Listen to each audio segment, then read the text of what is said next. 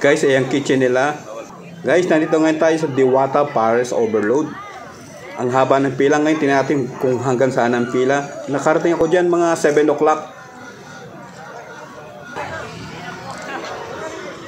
Haba ng pila. Likot doon sa kabila.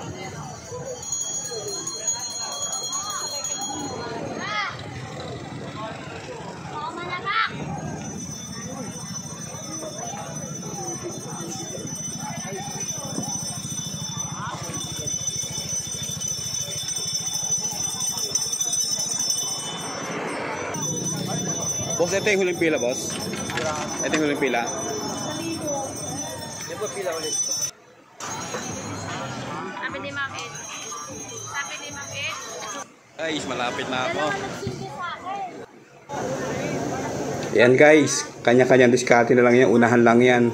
Sa lamesa, pwede yung tumayo, pwede yung umupo. Makakain ka lang sa dami ng tao.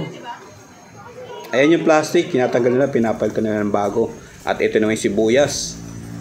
Ang dami. At hiwalay naman ng pila sa Paris Overload at Second Joy. Magkahiwalay yan. Ito naman yung lechon na malutong. Ang dami, no? Yan ang overload. Soft drinks, mamili kung anong gusto mo. Ito naman ang alisabaw.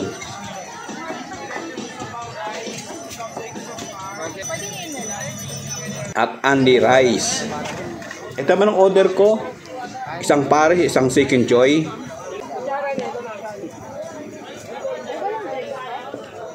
Guys, masarap talaga yung Paris ni Diwata. Malutong yung lechon niya. Sabaw, masarap. Malasa talaga. Yung rice niya, ayos na ayos din. Marami, dinamihan ko rin ng bawang.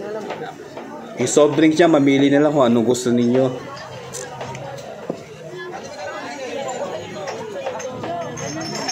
Yung Second Joy ng Diwata, malasa, masarap, malinamnam, malaki pa.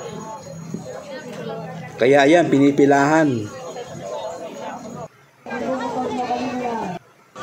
Ito yung mga nakasabayang kumain. Busog na busog ako niyan.